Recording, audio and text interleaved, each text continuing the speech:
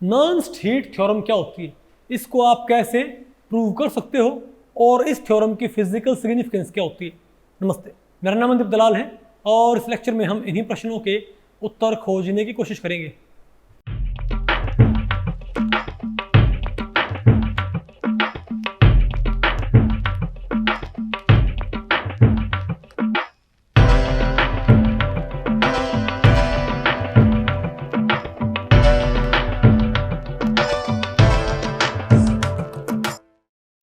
तो भाई अब बताओ हमें क्या पढ़ना है, नॉन्स्ट हीट थ्योरम। तो भाई इस टॉपिक को हमने टोटल 3 सेक्शंस में डिवाइड किया है। पहले हम क्या पढ़ेंगे, statement of Nernst heat theorem, फिर हम क्या पढ़ेंगे, प्रूफ और derivation of Nernst heat theorem, और लास्ट में अपने क्या पढ़ना है, सिग्निफिकेंस और applications of Nernst heat theorem. तो पहले बताओ हम क्या पढ़ते हैं, statement of Nernst heat theorem, कि भाई नॉन्स्ट हीट थ्योरम क्या कहती है। क्या कहती है, इन ए फिजिकल और chemical process, in a physical और chemical process occurring near absolute zero और absolute zero, there will be no change in entropy. समझ गए बात। यानी कि भाई अगर कोई प्रोसेस, देखो आमतौर पे जब कोई फिजिकल या केमिकल प्रोसेस होती है तो एंट्रोपी में क्या आता है, चेंजमेंट, या तो एंट्रोपी बढ़ती है या एंट्रोपी घटती है। यूजुअली ऐसे होता है ना भाई, कभी कभार एंट्रोपी सेम भी रह सकती है भाई, वो कोई बड़ी बात नहीं है, इजंट इट। लेकिन कोई ये रूल नहीं होता, बात आपको पहले पड़ी। जनरली अगर आप अभी कोई फिजिकल या केमिकल प्रोसेस आप कैरी आउट करवाओ लैब में, तो या तो उसके दौरान क्या होएगा, एंट्रोपी बढ़ेगी या एंट्रोपी सेम रहेगी या एंट्रोपी घटेगी भाई। इन एंट्रोपी में कुछ भी पॉसिबल है, इंक्रीज भी पॉसिबल है, डिक्रीज भी पॉसिबल है, और एंट्रोपी भाई सेम भी रह सकती है, बहुत रेयर केसेस में, नहीं रेयर केसेस में सेम भी रह सकती है। बात आपको पहले पड़ गई, अरे बोलो भाई। लेकिन नॉन्स्ट हीट थ्योरम क्या कहती है, अगर आप उसी प्रोसेस को, उसी केमिकल रिएक्शन को एब्सोल्यूट जीरो यानी कि तकरीबन 0 केल्विन के पास लेके जाओ टेम्परेचर पे, मतलब अगर आप उसको भाई 0 केल्विन के आसपास कैरी आउट करवाओ उस रिएक्शन को या उस फिजिकल प्रोसेस को, तो वहां पर कोई भी एंट्रोपी चेंज नहीं आएगा। फिर ये पॉसिबिलिटी नहीं होती कि बढ़ भी सकती है एंट्रोपी और भाई घट भी सकती है और सेम भी ना, फिर तो पक्का क्या रहेगी, सेम। यानी नॉर्मल टेम्परेचर पर भाई नॉर्मली क्या होता है, जब आप कोई फिजिकल या केमिकल प्रोसेस कैरी आउट करवाते हो तो उसमें एंट्रोपी बढ़ सकती है, घट सकती है या सेम रह सकती है, इजंट इट। लेकिन अगर आपने वही प्रोसेस आपने कैरी आउट करवाई है एब्सोल्यूट जीरो के आसपास, तो पक्की बात है एंट्रोपी में कोई चेंजमेंट नहीं आएगा। बात आपको पहले पड़ गई भाई। ये होती है नॉन्स्ट हीट थ्योरम, ठीक है। तो भाई जब कोई थ्योरम होती है तो हर थ्योरम का क्या होता है, एक प्रूफ, है ना। तो आपने उसका प्रूफ देखना भाई कि इसका प्रूफ क्या होता है, ठीक है। और मैं आपको बताऊं भाई, ये जो थ्योरम थी 1906 में, जो कौन थे भाई, डब्ल्यू नर्स्ट, एक जर्मन केमिस्ट थे, उन्होंने ये जो थ्योरम थी उन्होंने ये थ्योरम डेवलप की थी, ठीक है। और भाई ये बताओ क्या कहते थे, स्टडीड दी, उस टाइम पता है वो क्या स्टडी कर रहे थे, variation of enthalpy change and free energy change as a function of temperature. तो उस टाइम पे भाई जो नॉन्स्ट थे, पता वो क्या स्टडी कर रहे थे, वेरिएशन ऑफ एंथैल्पी चेंज और free energy change as a function of temperature. तो उन्होंने एक बात देखी, तो उनका एक रिजल्ट था, उन्होंने एक बात देखी भाई कि जैसे जैसे हम टेम्परेचर कम करते हैं, तो उनका जो ऑब्जर्वेशन था वो बताओ क्या था भाई, बताओ उनका ऑब्जर्वेशन क्या था।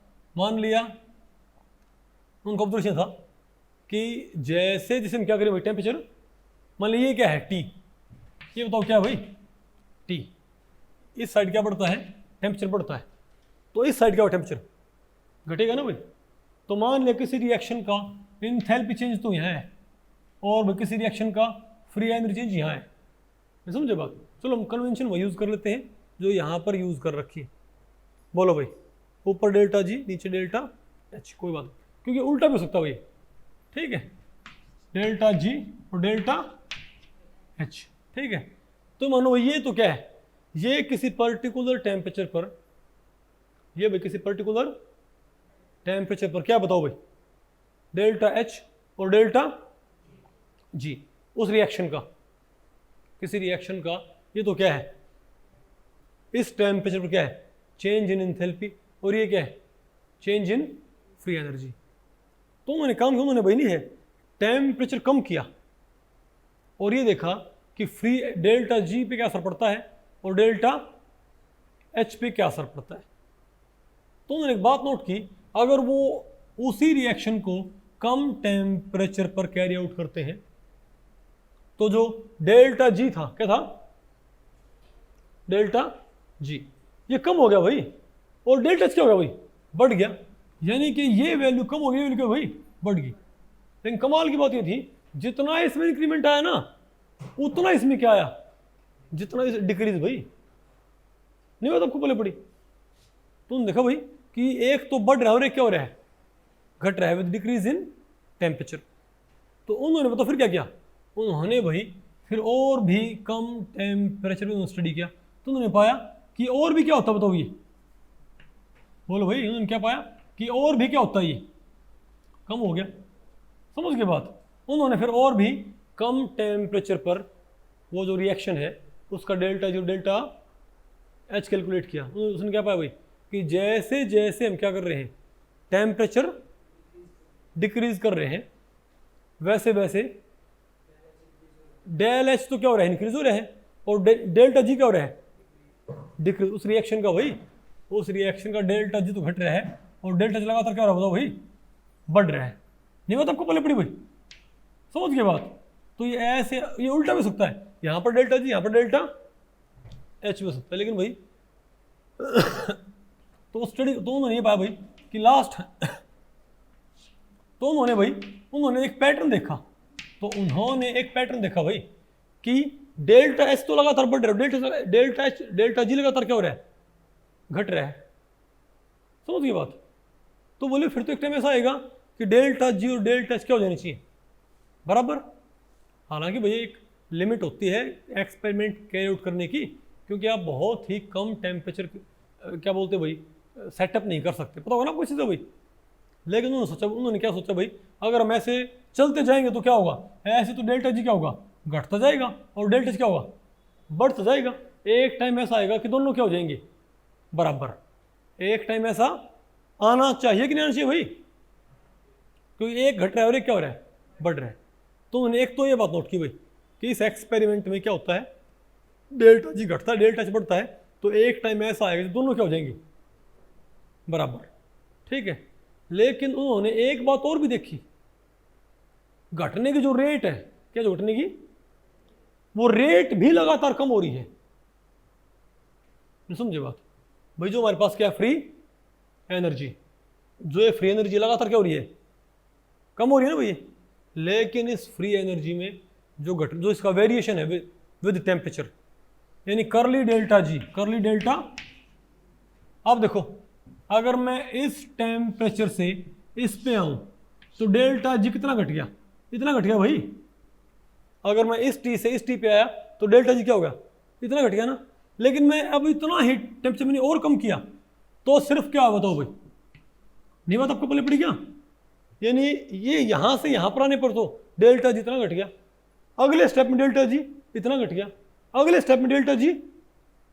अरे भाई जो ये दो सक्सेसिव क्या है, ये फ्री एनर्जी चेंज, ये क्या है, अरे बोलो भाई, क्या इसकी और इस पॉइंट की हाइट में जो डिफरेंस है वो ज्यादा नहीं है क्या, अरे बोलो भाई, ये डिफरेंस ज्यादा है, ये और कम है, ये और कम है, ये और कम है, ये और कम है, ये और नहीं, बात आपको पहले पड़ी क्या। तो हर स्टेप के साथ डेल्टा जी कम तो हो रहा है, लेकिन उसके कम होने की रेट क्या हो रही है, लगातार घट रही है। नहीं बात आपको पहले पड़ी, उसके भाई कम होने की रेट लगातार क्या हो रही है, घट रही है। इजंट इट, नहीं बात आपको पहले पड़ी, बताओ कैसे भाई। अरे भाई डेल्टा जी लगातार क्या हो रहा है, कम हो रहा है ना, लेकिन उससे कम होने की रेट क्या, बिल्कुल, यानी कि इस टेम्परेचर से इस पे आने पर तो क्या है, डेल्टा जी ज़्यादा घटता है, लेकिन अगले टेम्परेचर जंप में डेल्टा जी कम घटता है, अगले टेम्परेचर जंप में डेल्टा जी और भी कम घटता है। यानी हर सक्सेसिव टेम्परेचर जंप के साथ डेल्टा जी के घटने की रेट क्या हो रही है, कम। फॉर एग्जांपल अगर मान लिया कोई टंकी है, बोलो भाई कोई क्या भाई टंकी है, उसमें आपने कोई टैप लगा रखी हुई, ठीक है, तो आप ये बताओ जब उसको वो टंकी अगर फुल है और हम टैप ऑन कर दें तो क्या होगा, तो पहली मिनट में पानी क्या निकलेगा ज़्यादा, अगली मिनट में पानी क्या होगी पर मिनट पानी, अगर पहली मिनट में 1 बाल्टी भर गई अगली मिनट में 1 बाल्टी नहीं भरेगी भाई, क्यों, क्योंकि पानी का लेवल कम हो जाएगा तो पानी का प्रेशर भी क्या हो जाएगा, कम हो जाएगा, नहीं हो तो आपको पहले पड़ गया। तो हर स्टेप में पानी के जो पहली मिनट में जितना पानी बाहर निकलेगा अगली मिनट में पानी उससे कम निकलता, अगली मिनट में और भी कम निकलता है। तो वहाँ पर जो पानी का अमाउंट होता है उसमें जो डिक्रीज होता है, पहली मिनट में क्या होगा टंकी ज़्यादा खाली होगी, अगली मिनट में टंकी वही कम खाली होगी। टंकी लगातार भाई खाली तो होती जाएगी लेकिन हर स्टेप में, लेकिन हर मिनट में क्या होगी टंकी कम खाली होगी।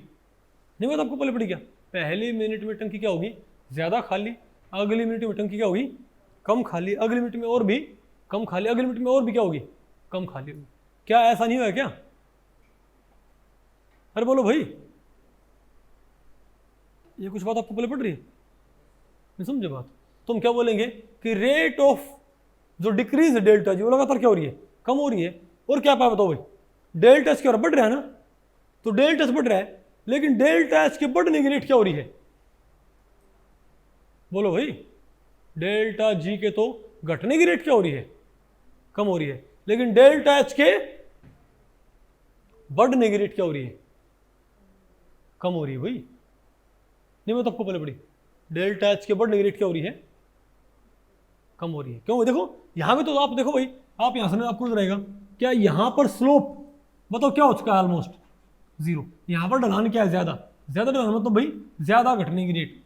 यहां पर देखो ये भी स्लोप क्या होगा भाई, यहां पर स्लोप ऑलमोस्ट क्या हो गया स्ट्रेट लाइन। नहीं मतलब आपको पहले पड़ी है, ये लाइन ऑलमोस्ट यहां पर क्या बन जाती है स्ट्रेट लाइन, ठीक है। तो ये जो बात थी इसको तो मैं आपको बताऊं भाई, जो गिब्स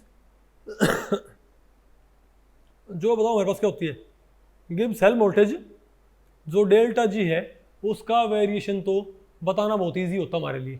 बताओ कैसे भाई, बताओ डेल्टा जी का जो वेरिएशन है और इसको आप जस्टिफाई भी कर सकते हो भाई, ऐसा क्यों होगा बताओ, किससे, गिब्स हेल्महोल्ट्ज़ इक्वेशन से। बताओ गिब्स हेल्महोल्ट्ज़ इक्वेशन क्या थी हमारे पास, डेल्टा जी हमारे पास क्या था, अरे भाई इसकी रेट ऑफ चेंज लगातार क्या हो रही है, पहले बताओ डेल्टा जी घट रहा है क्या, एक्सपेरिमेंटली क्या पाया गया डेल्टा जी क्या और लगातार घट रहा है, ठीक है। लेकिन क्या पहले स्टेप में जितना घटता है अगले टेम्परेचर जंप में उतना ही घटता है क्या, कम घटता है भाई, इजंट इट। खैर भाई इस बात को हम फिर भी कहाँ से जस्टिफाई कर सकते हैं, गिब्स हेल्महोल्ट्ज़ इक्वेशन से, ठीक है बात। और बोलो भाई कैसे, तो delta G is equal to delta H plus T curly delta G by curly T at constant P. तो आप मुझे बताओ भाई, एक तो क्या है, एक तुम क्या देखो भाई कि डेल्टा जी घट रहा है, डेल्टा एच लगातार क्या हो रहा है बढ़ रहा है। तो भाई एक टेम्परेचर ऐसा आएगा घटते घटते दोनों क्या हो जाएंगे बराबर, बताओ वो कौन सा टेम्परेचर होएगा, कैसे मालूम पड़े हमको भाई, सिंपल सी बात है, आप वो टेम्परेचर आप कहाँ से मालूम कर सकते हो, गिब्स हेल्महोल्ट्ज़ इक्वेशन से। आप यहाँ पर क्या पुट करो कि डेल्टा जी डेल्टा एच के बराबर आ जाए, कि उस रिएक्शन का इंथैल्पी चेंज क्या आ जाए उस रिएक्शन के फ्री एनर्जी चेंज के बराबर। बताओ क्या करो, टी क्या पुट कर दो, टी 0 पुट करते ही ये पूरी टर्म क्या हो जाएगी 0। तो हमको पता लग गया भाई when T is 0 delta G will be equal delta H भाई, क्योंकि उसने ये जो नास्ट है ये भाई 0 केल्विन तक रिएक्शन कैरी आउट करके दिखेगा। बात आपको पहले पड़ गई, लेकिन यहाँ से हमको मालूम पड़ गया भाई कि उसने जरूर देख लिया कि डेल्टा जी घटता, डेल्टा क्या होता है बढ़ता है, तो एक टेम्परेचर ऐसा आना चाहिए जिस पे दोनों क्या हो जानी चाहिए बराबर इक्वल। समझ गए बात। और बताओ वो कौन सा टेम्परेचर हमारे पास, आप ये भाई गिब्स हेल्महोल्ट्ज़ इक्वेशन से मालूम कर सकते हो। T0 पुट करते क्या हो जाएगा डेल्टा डेल्टा तो हम समझ गए कि एब्सोल्यूट जीरो पे क्या होंगे, यानी एब्सोल्यूट जीरो पे किसी भी रिएक्शन की एंथैल्पी चेंज और किसी भी रिएक्शन का फ्री एनर्जी चेंज, दोनों ही क्या होते हैं, ठीक, हर एक रिएक्शन में क्या होता है, एंथैल्पी चेंज होगा और क्या होगा, फ्री एनर्जी चेंज। तो उस रिएक्शन का फ्री एनर्जी चेंज जो भी होगा वो उसके एंथैल्पी चेंज के बराबर होएगा, ये पक्की बात हो एब्सोल्यूट जीरो पे। ओके, लेकिन दूसरी एक खास बात बताओ, क्या गौर किया हमने, अच्छा ये बताओ क्या होता है, अब ये बताओ क्या है यहां पर, अच्छा अब दो, ये क्या curly delta G by curly T, curly delta G by curly T के, ये क्या है, rate of decrease of Gibbs free energy change. ये फ्री एनर्जी का वेरिएशन नहीं है, फ्री एनर्जी के चेंज का वेरिएशन है, नहीं समझे बात। तो ये तो आप देखो भाई, तो एक्सपेरिमेंटली क्या पाया कि जो स्लोप है वो लगातार क्या हो रहा है, ये स्लोप लगातार क्या हो रहा है भाई, यहां पर स्लोप क्या है ज्यादा, यहां स्लोप क्या है कम, यहां और कम, यहां और कम, यहां और कम, यहां और नहीं, मतलब आपको पहले पड़ी क्या, अरे बोलो भाई, स्लोप लगातार क्या हो रहा है, कम हो रहा है ना, Isn't it? तो बताओ यहां पर आके वो स्लोप क्या हो जाएगा, ये जो लाइन है, तो जो डेल्टा जी के वेरिएशन की जो लाइन है वो ऑलमोस्ट क्या हो जाती है, यहां पर आके 0 केल्विन के पास आके ऑलमोस्ट क्या हो रखी है, फ्लैट। तो अगर लाइन फ्लैट हो, स्ट्रेट लाइन हो, उसमें स्लोप क्या होता है, स्लोप मतलब वेरिएशन 0 भाई, इसका मतलब भाई, और इसे वो तो कौन बताएगा, तुम क्या बोलेंगे कि भाई करली डेल्टा जी, करली हम क्या बोलेंगे कि डेल्टा जी में चेंजमेंट की रेट, हम क्या बोलेंगे, डेल्टा जी लगातार क्या हो रहा है, घट रहा है ना, लेकिन घटने की रेट क्या हो रही है, लगातार घट रही है, डेल्टा जी लगातार घट रहा है ना, लेकिन घटने की रेट भी क्या कर रही है, घट रही है भाई। पहले स्टेप में ज्यादा घटता है, अगले स्टेप में कम घटता है, और स्टेप में और कम घटता है। तो जब आप यहां से यहां होगे, जब आप 1 केल्विन से 0 केल्विन होगे, तो डेल्टा जी कितना घटेगा, ऑलमोस्ट 0, नहीं मतलब आपको पहले पड़ी क्या, अरे बोलो भाई, तो तुम क्या बोलेंगे, तुम क्या बोलेंगे कि करली delta G by curly T, बताओ क्या होगा भाई, करली डेल्टा जी करली टी, ये क्या स्लोप भाई, क्या ये भाई स्लोप है डेल्टा जी के एक्सप्रेशन में, क्या ये, अरे क्या डेरिवेटिव नहीं क्या, डेल्टा जी के ग्राफ में डेल्टा जी का variation as a function of temperature. बोलो भाई, बताओ क्या हो जाता है, 0 व्हेन टी इज, हम क्या बोलेंगे, स्लोप, ये स्लोप, ये जो स्लोप है 0 हो जाता है एट एब्सोल्यूट 0, नहीं समझे बात, यानी अगर आप 0.0001 केल्विन से 0 केल्विन होगी ना, तो डेल्टा जी में कोई चेंजमेंट नहीं आएगा। और मैं इसको भाई थोड़ा सिंपली बोलूँ, तो अगर आप 500 केल्विन से 499 केल्विन आते हो, तो डेल्टा जी घटता है, 500 केल्विन पे डेल्टा जी क्या होता है, ज़्यादा होता है, और 499 केल्विन पे क्या होगा, डेल्टा जी कम होगा। लेकिन 1 केल्विन पे डेल्टा जी जो होगा, 0 केल्विन पे वही क्या होगा, डेल्टा जी। अरे बोलो भाई, डेल्टा जी पार्ले जी, नहीं बात आपको पहले पड़ी क्या, बताओ, नहीं सुना भाई, तुम क्या बोलेंगे कि at absolute 0 variation change in delta G at near absolute 0, absolute 0 के नजदीक ये लाइन डेल्टा जी वाली क्या होगी, फ्लैट, यानी इसमें कोई ढलान नहीं होती भाई, यानी स्लोप क्या होता है, 0। बात आपको पहले पड़ी भाई, ठीक है। दूसरा भाई, फिर देखा कितना ऐसा है भाई, सिमिलरली इसका स्लोप लगातार क्या हो रहा है, बढ़ रहा है भाई, नहीं बात आपको पहले पड़ी, अरे टेम्परेचर कम करते हुए इसका स्लोप लगातार क्या हो रहा है, बढ़ रहा है ना, लेकिन भाई यहां पर आके तो ये भी क्या हो जाएगा, फ्लैट। भाई स्लोप कहां होता है, ढलान वाली लाइन में भाई, जो लाइन ऊपर या नीचे जाती हो, जो लाइन फ्लैट उसमें स्लोप क्या होता है, 0। तो बताओ भाई तुम क्या बोलेंगे, तो डेल्टा एच के वेरिएशन में भी स्लोप क्या है, 0, तुम क्या बोलेंगे यानी कि एब्सोल्यूट 0 के नजदीक, यानी कि एब्सोल्यूट 0 के नजदीक सिर्फ curly delta G by curly T ही 0 नहीं है, curly delta H by curly T भी क्या है, 0 हो जाएगा, अगर टी क्या हो गया, 0। व्हेन टी इज 0,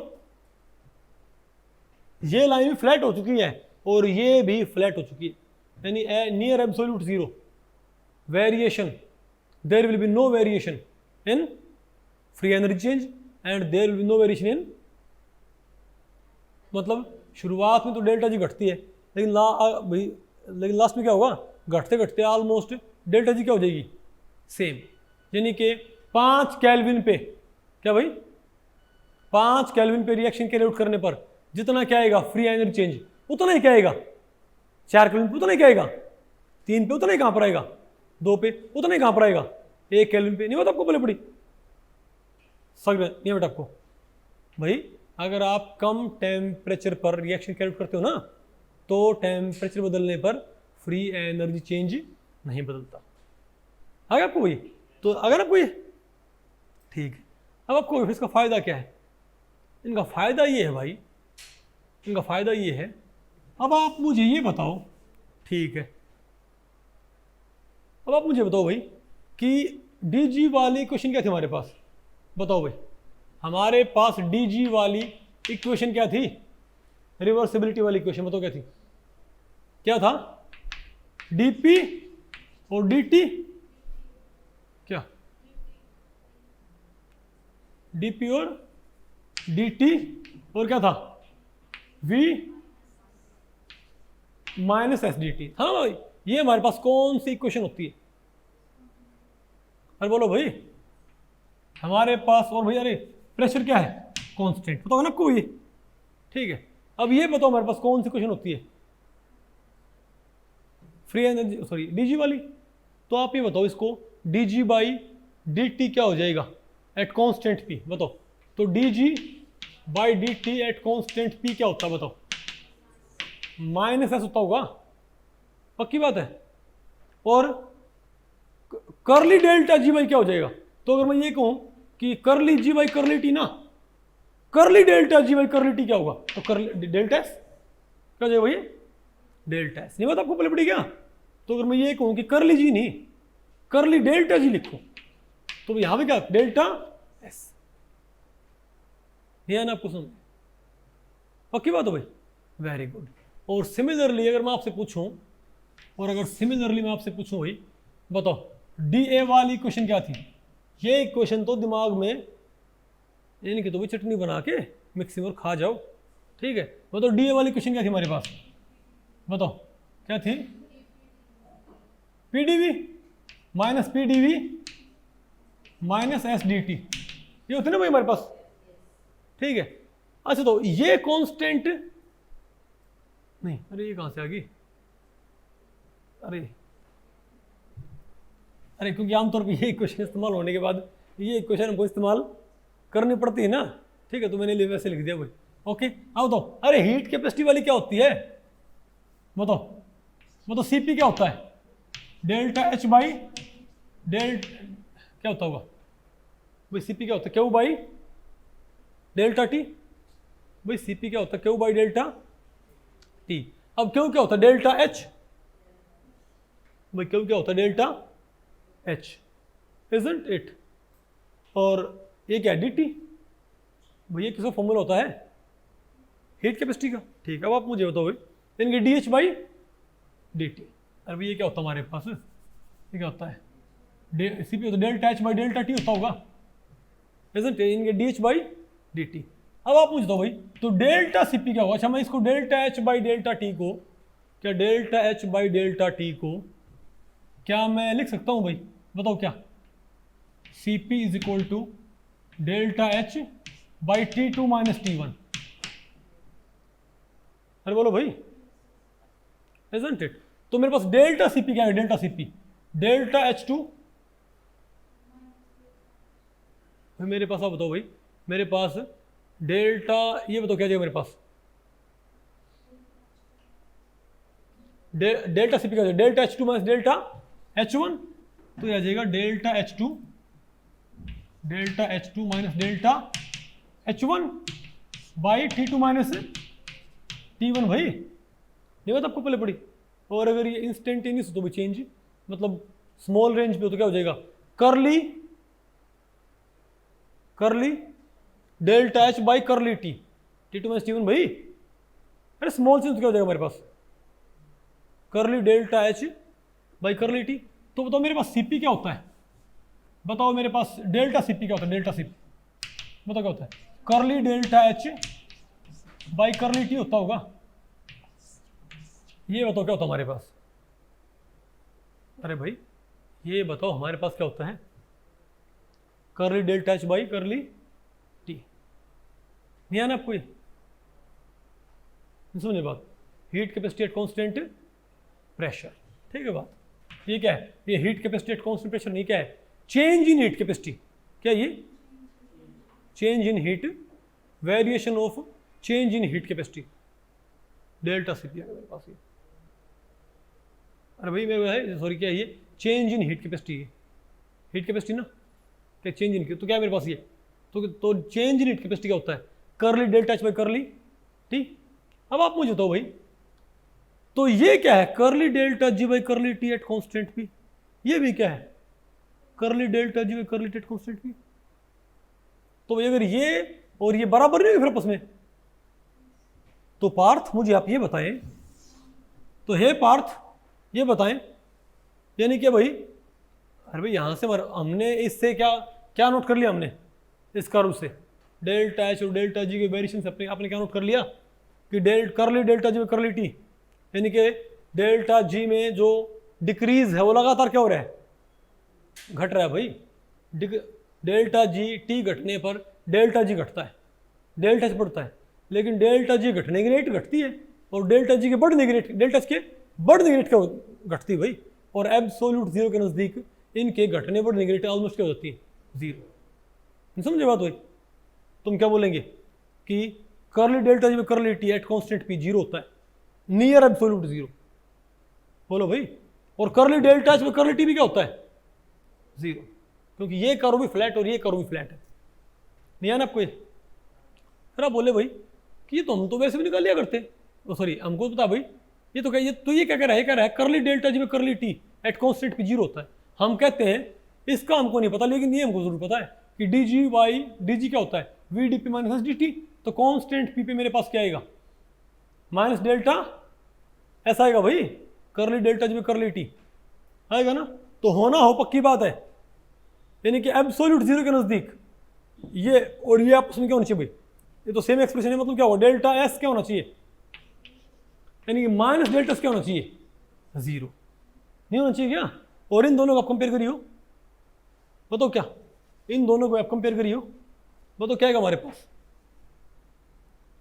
अरे बोलो भाई, करली डेल्टा एस करली टी एट कांस्टेंट पी क्या होना चाहिए, व्हेन टी बराबर जीरो क्या होना चाहिए, ये जीरो होना चाहिए ना भाई, क्या होना चाहिए।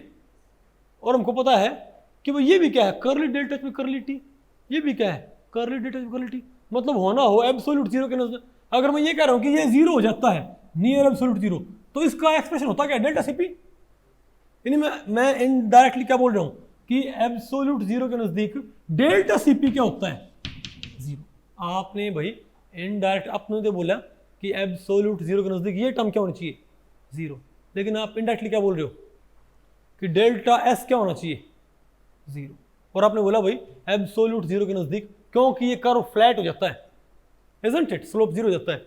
इसका मतलब करली delta H by curly T at constant P क्या हो जाएगा, जीरो, नियर एब्सोल्यूट जीरो। तो बोले ये तो क्या होता है, सीपी होता है, तो भाई ये तो किसका फॉर्मूला होता है, डेल्टा सीपी का, मतलब हीट कैपेसिटी चेंज क्या हो जाएगा हमारे पास, जीरो। नहीं है ना आपको। अब ये दो बहुत इंपॉर्टेंट रिजल्ट्स हैं भाई दोनों। और याद रखो भाई, ये जो नर्स्ट हीट थ्योरम थी आई थी 1906 में, कब आई थी ये, 1906 में।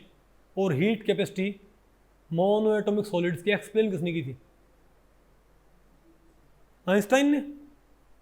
कब भाई, आइंस्टाइन ने हीट कैपेसिटी कब एक्सप्लेन की थी, सागर का बताओ, आइंस्टाइन ने heat capacity of mono atomic solids कब एक्सप्लेन की थी, 1902 में। अरे कोई बड़ी बात नहीं भाई, डेट्स याद नहीं रहती भाई, समझे बात, लेकिन मैंने पढ़ाया था तो मैंने पूछ लिया भाई, मैंने पढ़ा था ना आपको 1900 में। तो क्या था आपका, अरे ये ब्लैक बॉडी रेडिएशन एक्सप्लेन किया ना उन्होंने, प्लैंक्स ने भाई। और 1902 में क्या एक्सप्लेन हो गया था, 1902 में क्या एक्सप्लेन किया था, ठीक है। अब आप मुझे तो चलो आप ये देखो भाई, अब ये डेल्टा एस जीरो है ना, इस माइनस को आपको साइड फेंक दो, मतलब क्या होगा, डेल्टा जीरो आ गया ना हमारे पास, तुम क्या बोलेंगे कि एब्सोल्यूट जीरो के नजदीक क्या होता है, डेल्टा एस भी जीरो होता है और डेल्टा सीपी भी जीरो होता है, इजंट इट। अब इसको आप एनालाइज करो, इस डेटा को कैसे इसको आप एनालाइज करोगे, बोलो भाई, इसको आप एनालाइज करो। अच्छा, डेल्टा एस जीरो ने मतलब क्या है कि उस रिएक्शन का जो क्या है प्रोडक्ट और क्या उसका रिएक्टेंट, मतलब enthalpy of product minus enthalpy of entropy of products minus entropy of reactants zero है। इसका मतलब डेल्टा जीरो मतलब क्या हुआ कि entropy of products minus entropy of reactants zero है ना भाई, नियर एब्सोल्यूट जीरो, ठीक है। और यहां से क्या यहां से हमको भाई बताओ क्या मालूम पड़ा, बोलो भाई, सीपी, बोलो भाई क्या मतलब, heat capacity of products minus heat capacity of reactants, ये भी बताओ क्या है, इसका इनका डिफरेंस भी क्या है, जीरो है। तो यहां पर बताओ आपको क्या मालूम पड़ गया कि एब्सोल्यूट जीरो के नजदीक, एब्सोल्यूट जीरो के नजदीक जो हमारे पास क्या भाई, प्रोडक्ट्स की इंट्रोपी और रिएक्टेंट की इंट्रोपी का डिफरेंस क्या होता है, जीरो।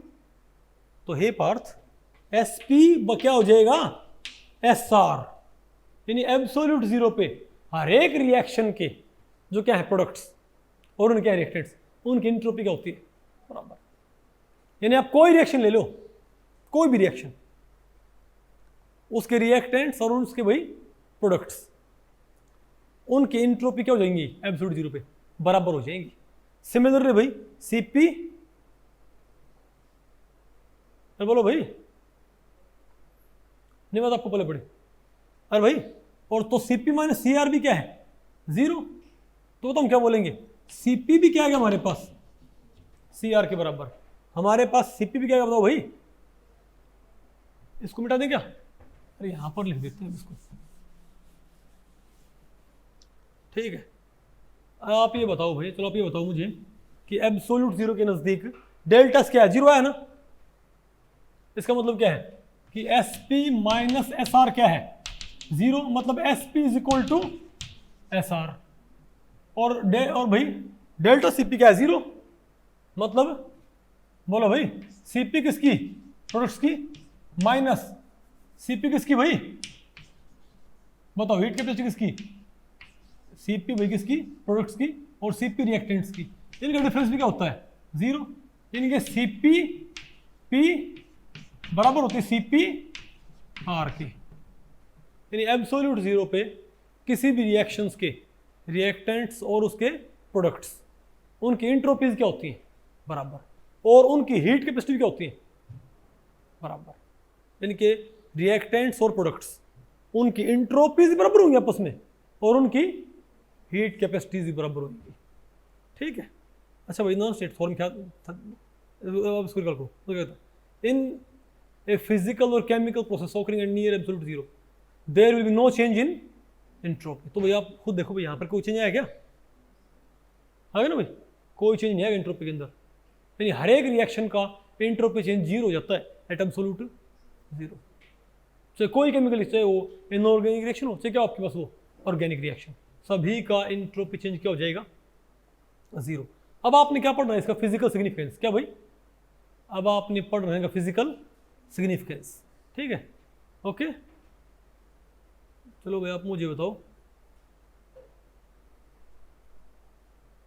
अब बताओ इसका इसका इसका एप्लीकेशन, इसका एप्लीकेशन तो क्या हुआ, तो अगर डेल्टा एस जीरो और डेल्टा सीपी जीरो है, तो डेल्टा एस जीरो मतलब क्या है कि S P minus S are zero है, यानी एस पी बराबर एस आर है, और सीपी प्रोडक्ट्स और सीपी रिएक्टेंट्स क्या होंगे, बराबर।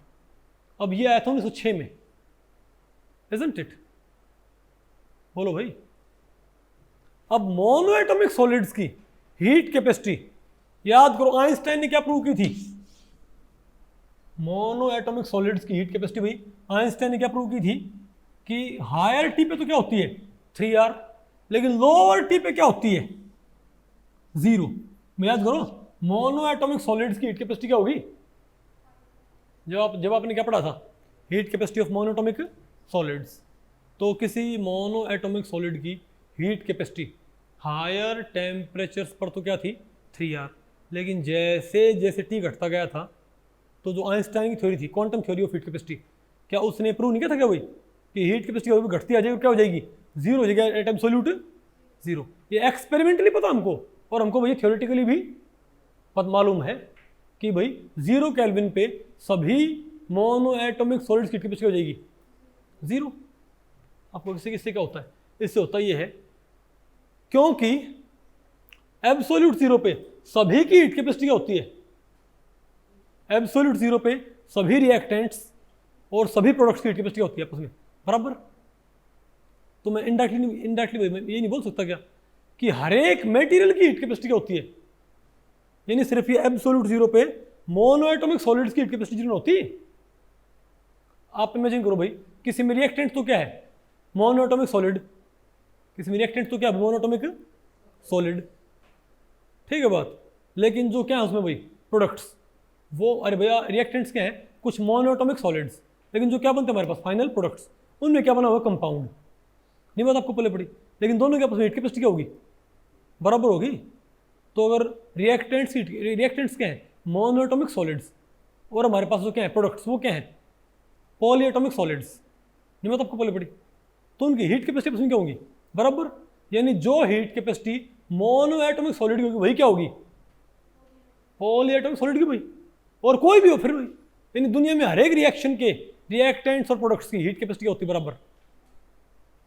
तो भाई तो जो हीट कैपेसिटी 0 केल्विन पे क्या होती है मोनो एटॉमिक सॉलिड्स की, वही उनकी भी क्या होनी चाहिए हीट कैपेसिटी। भाई ये नॉन स्टेट फॉर्म की सिर्फ क्या बताती है कि सभी रिएक्टेंट्स और सभी प्रोडक्ट्स की हीट कैपेसिटी क्या होगी बराबर होगी किसी भी रिएक्शन के लिए, किस पे एब्सोल्यूट जीरो पे। ये तो ये कहती है ना, लेकिन हमको ये पता है कि एब्सोल्यूट जीरो पे मोनो एटॉमिक सॉलिड की हीट कैपेसिटी होती है जीरो होती है। बोलो भाई, अच्छा दुनिया के सभी मान लिया 20 तरह की रिएक्शंस हैं, मान लिया आपने 20 रिएक्शंस लगाई, सभी की हीट कैपेसिटी पसंद क्या है 20 रिएक्शन आपने लगाई, सभी के रिएक्टेंट्स और प्रोडक्ट्स की हीट कैपेसिटी पसंद क्या होंगी बराबर होंगी ना एट एब्सोल्यूट जीरो, मतलब वो आपस में भी क्या होंगी बराबर।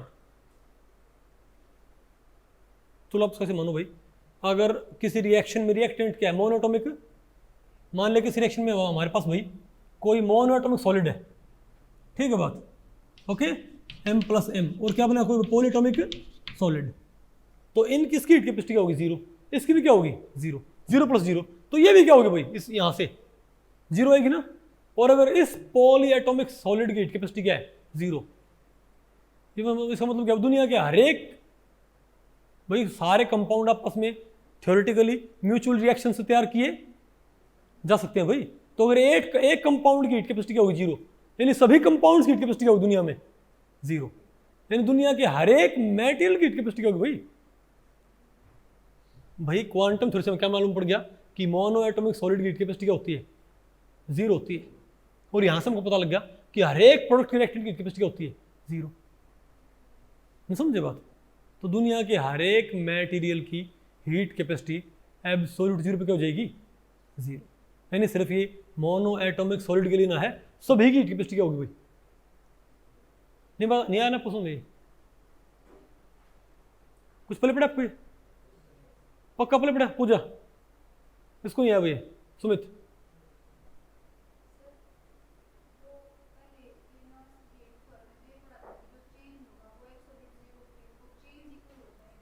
हाँ चेंज किसने कहा चेंज जीरो हो जाएगा, चेंज किसने बोला बेटा, नहीं मैंने बोला था कि variation of change, rate of change zero होगा, तो मैंने रेट ऑफ चेंज मैंने जीरो नहीं किया क्या, फिर डेल्टा जी मैंने थोड़ी ना जीरो की है, फिर नहीं फिर मैंने क्या बोला कि डेल्टा जी क्या हो जाएगा जीरो नहीं होगा ना, डेल्टा एच क्या हो जीरो, डेल्टा एच में रेट ऑफ चेंज, हाँ करली डेल्टा जी, तो इससे क्या था करली डेल्टा एस, डेल्टा जी और डेल्टा एच जीरो नहीं होंगे, डेल्टा एस और डेल्टा सी पी क्या होंगे, हाँ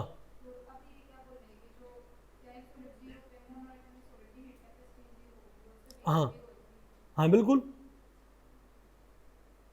तो मान लिया कोई रिएक्शन मान लिया, उसमें क्या है, कोई monatomic solid plus monatomic solid, क्या बनेगा हमारे पास, पॉलीएटॉमिक सॉलिड।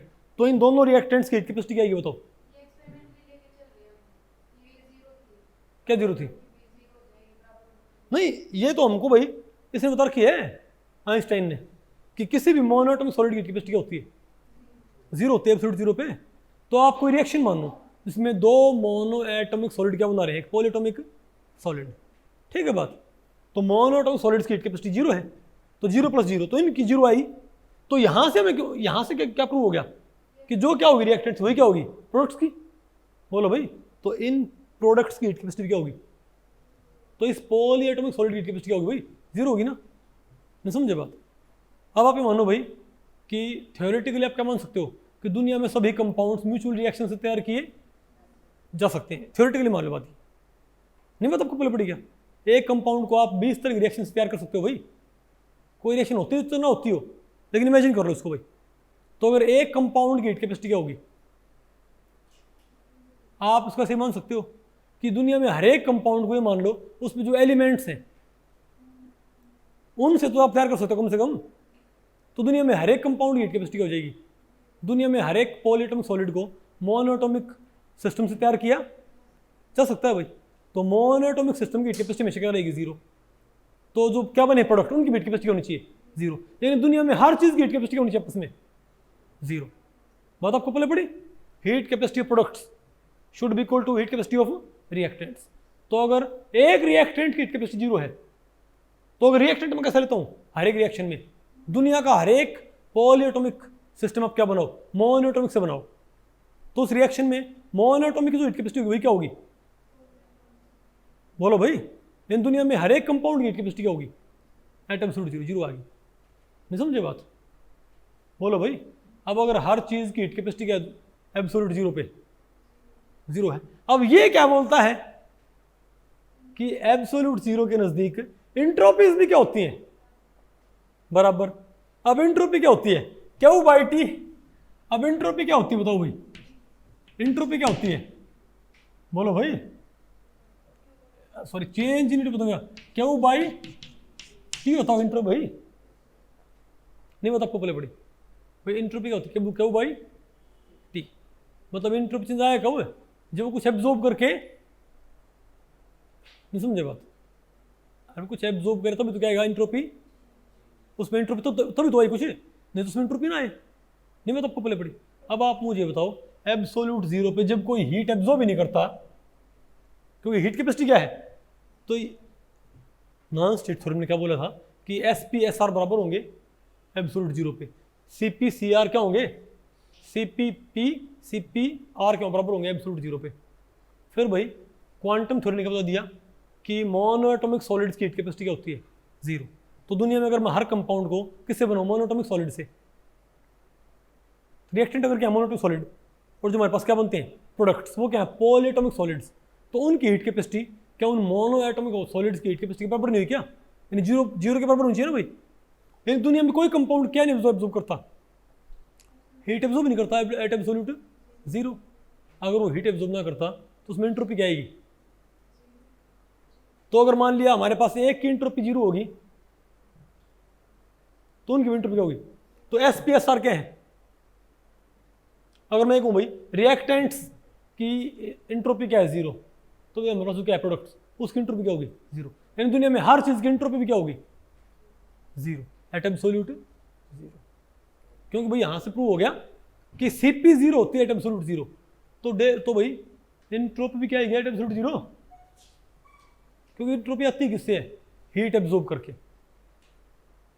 अरे एंट्रोपी होती है क्यू बाई टी होती है एंट्रोपी, क्यू बाई टी। अब क्यू ही ना है, हीट एब्जॉर्ब ना करी, एंट्रोपी क्या होती है क्यू बाई टी। क्यू मैं कहता हूँ जीरो है, हीट एब्जॉर्ब भी ना करता, फिर क्या होगा एंट्रोपी क्या आएगी, जीरो बाई टी क्या आएगा जीरो। नहीं है ना आपको समझ। तो दुनिया में क्या भाई, तो इसका कॉन्सिक्वेंस क्या होगा, थर्ड लॉ ऑफ थर्मोडायनेमिक्स। तो आपने एक तरह से क्या पढ़ लिया, डेरिवेशन थर्ड लॉ ऑफ, मुझे पता है ये नॉन क्वेश्चन भाई बच्चों को पहले नहीं पढ़ती है, बीएससी वगैरह में हम इसको याद तो कर लेते लेकिन उसको समझते नहीं, इसको समझना बहुत ज़रूरी है। बेटा आपका एमएससी फाइनल का सिलेबस हो रहा है, एमएससी सेकंड सेमेस्टर का आ गया नहीं आपको ये? ठीक है भाई। तो ये बताओ क्या थी इसकी फिजिकल सिग्निफिकेंस, ठीक है बात, ओके। अब बताओ भाई, अब बताओ the non-straight theorem forms the basis of zeroth law, first law, second law, third law. बताओ क्या? Third law of thermodynamics. कौन सा आंसर आ गया? तो भाई इस लेक्चर में इतना ही। अगर इस लेक्चर के बारे में आपके कुछ प्रश्न या सुझाव हैं तो आप मुझे नीचे कमेंट सेक्शन में पूछ सकते हैं, मैं उनके उत्तर देने की पूरी कोशिश करूंगा। तो भी ठीक है, मिलते हैं अगले लेक्चर में, तब तक के लिए नमस्ते।